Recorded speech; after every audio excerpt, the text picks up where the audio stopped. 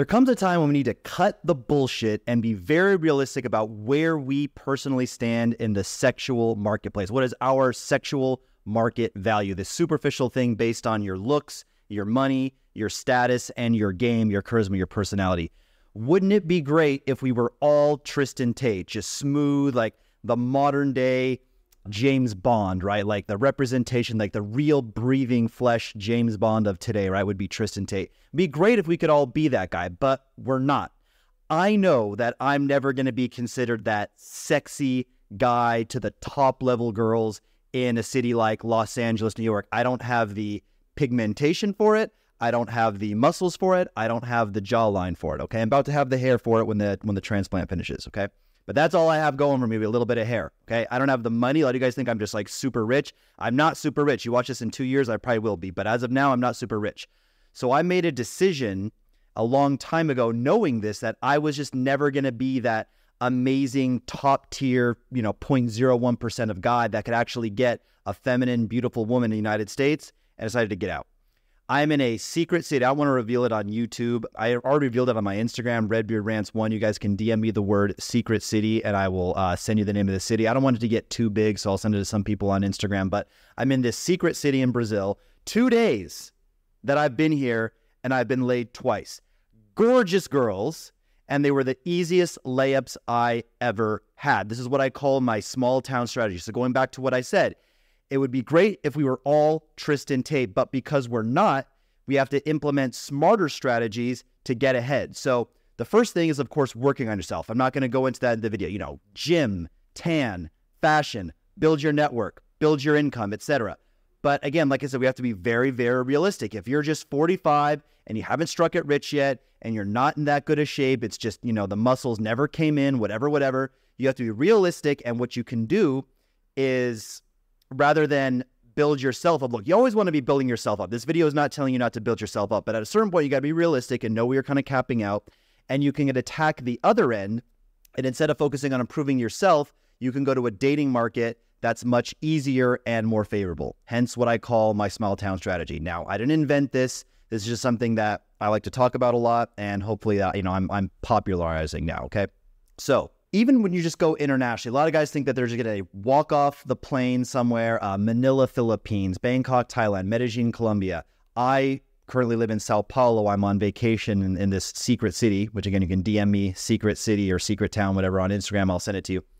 And I've been laid twice in just 2 days of being here. What I thought when I went to Sao Paulo or Rio de Janeiro would be the same thing. I'm like, oh, I'm an American and I'm going to Sao Paulo, Brazil, passport bros, we up, dog, high five, dog. It's all going to be good. No, it wasn't. Because when you go to a 15 million, 20 million, even 10 million, even 5 million person town, which a lot of these expat hubs, Manila, Bangkok, I don't know, all the places, Medellin, Colombia, maybe some big cities in Dominican Republic, wherever passport bros tend to go, you think like, oh, I'm an American, I'm going to go over there, I'm going to be a gringo, whatever it is, I'm going to have blue eyes, and they're all going to line up because I have my blue eyes. Bro, do you have any idea how many rich, tall, good-looking millionaire playboys with game and charisma and hundreds of thousands of social media followers there are in Rio de Janeiro, in Sao Paulo, Brazil? Even a city like Manila, Philippines, cool, a lot less competition from the local guys if you're in Manila, right? A lot of these Asian girls still line up for foreigners. But you're not going to be the only foreigner there. If you're in this secret city like I'm in now, first of all, I researched this secret city. It has a much higher, more favorable ratio of just women to men. I don't know how this even exists economically, but some cities have a lot more women than men. Who knows why? And not only that, I researched it that the women are exceptionally beautiful. So not only do I have women that are more beautiful on average, like the girls here are the hottest girls in Brazil, bar none, at least that I've seen so far. I'm going to go to other cities, but at least I've done a little bit of travel. This is the best I've seen so far, and what all my Brazilian friends told me. So not only are there more women, are they more beautiful. Unlike a big city, unlike big city girls, they're not used to these extremely high value, tall, good looking guys. So even if put it this way, if I was older and fat and I don't know, more desperate, had a lower sexual market value, this is exactly what I'd be doing. Would I be doing the same thing now? Now, I'm not going to live in this secret city. I'm not going to spend too much time here. But again, if I was an older guy and I was being very realistic about where I stood in the sexual marketplace, I would highly consider, not even highly consider, I would 100% do this strategy, this small town strategy. I would pick a city, right, where I know that they have a favorable reception of foreigners there, where there's a lot of beautiful women.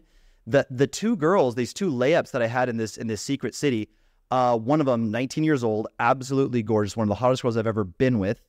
Her dad is a farmer and her mom works in a cafe. She actually doesn't even live in this city. She lives in a smaller town close to this city, but I matched with her on a dating app. And her city only has like 14,000 people. So think about the caliber of guy that she's comparing me to versus a girl in Rio de Janeiro or Sao Paulo. Now, I still do fine in those cities. I still have a lot of receipts to show beautiful girls that I get in Brazil. I'm not saying that I can only get laid in small cities, guys. No, I'm at the pinnacle. I'm at the top of the dating market, any city I go into. But even I have my struggles. Matter of fact, a guy that I did a video with, my buddy Michael, I'll put him on the screen right now. Michael is a certified Chad. Okay, this is the guy that takes your girl. Buff, white guy with a beard, tattoos, and piercing blue eyes. Looks like a fucking tattooed Viking warrior. Like I said, this is the guy that takes your girl. This is the guy that's known for, he'll just sit next to a girl on the plane, an American girl, high standards. She'll start flirting with him and want to go fuck him in like the bathroom, on the plane. He's that guy. He was struggling in Rio de Janeiro. I don't think he got laid for the first, 2 or 3 weeks. Now he was busy working on his business, a little bit of language barrier issues. But point being, in a big city, even a certified Chad can struggle, even when it's overseas. And I see this, quite often where guys, look, like Medellin, Colombia, that's easy no matter who you are. The lack of high quality local guys there, even though the majority of women, especially good women there, the few like good girls that, and it's a very small percentage of beautiful girls that aren't open to dating gringos and not doing OnlyFans or some type of sex work, but you can still like get easy layups with those types of girls. Medellin is just, it's its own thing. Because like I said, the competition from local guys, you're basically only competing with expats at that point from the small pool of women who want to date gringos. Unfortunately, most don't want to date gringos, but Medellin is another thing. But like I said, you may go to another, like I talk a lot about Brazil, right? Also my experience is primarily here, but you will go to Sao Paulo and dude, I promise you guys, none of you watching this video who has never been to Brazil, again, unless you're, maybe if you're a Giga Chad, okay, cool. But if you're not, 6'1" and jacked and ripped with amazing high quality photos of your chiseled abs and pecs on the beach, if you're not that guy, you're not going to just be a passport, bro, and be at the top of your dating market if you go to a big city. Okay. So again, this is what I would do if I was being very realistic about where I stood, or if I was just super serious about getting a wifey. Like, I don't think I'm a fat, pathetic guy, right? And I don't think any guy who's, fat, doesn't have a lot of money, isn't in good shape, short, is a quote-unquote pathetic guy. I'm not saying that. But what I'm just saying is, like, if I was being very realistic about where I standards, or I was just the type of guy who was, super picky on looks, I wanted a wifey, I wanted a good small-town girl with small-town values, one who wasn't used to just being lavished with trips to Dubai, helicopter rides. I researched the best venues in Sao Paulo to take girls on dates because I noticed the better venue that I select for our first date, the lower chance I have of getting flaked. And I cannot take a girl that's above a 7.5 to a new rooftop lounge or nice luxurious restaurant that she hasn't already been to. I'm like, oh, we're going to go to, I don't forget the name, like Terraza Italiana or something like that. Like, they play piano, classical music. There's people playing the harp. It's on this, high-rise building in downtown. It's an amazing, luxurious venue. It's like $150. Like, if you go, 2 people, appetizers and a drink, easily come out to $150 in Sao Paulo. And every girl that I'm offering to take there, oh, I love that place. Yeah, I was there, XYZ time ago. I'm like, Jesus, I can't impress you bitches. You're all too spoiled. So I'm very serious about finding a wifey, okay? I'm in this secret city, and like I said, if you guys want to know the name of the secret city or just talk about more of the small town strategy with me on Instagram, you can DM me the word secret city. My audience on YouTube is a lot bigger than Instagram, and I don't mind sharing the name of this city with some private people over DM, with some people that are extremely serious about implementing this type of thing, who want a very specific type of girl and are just tired of the ultra high standards and flakiness of big city girls and want to go where, quite frankly, it's just easier. I'm not saying the girls are easy, they're easy sluts. No, they have more realistic down to earth standards because they're just not used to these like inflated, like super high value guys that, quite frankly, these bitches don't even deserve, right? Because what are they bringing to the value besides their beauty? A lot of them, right? Whereas again, with small town girls, they tend to bring a lot more.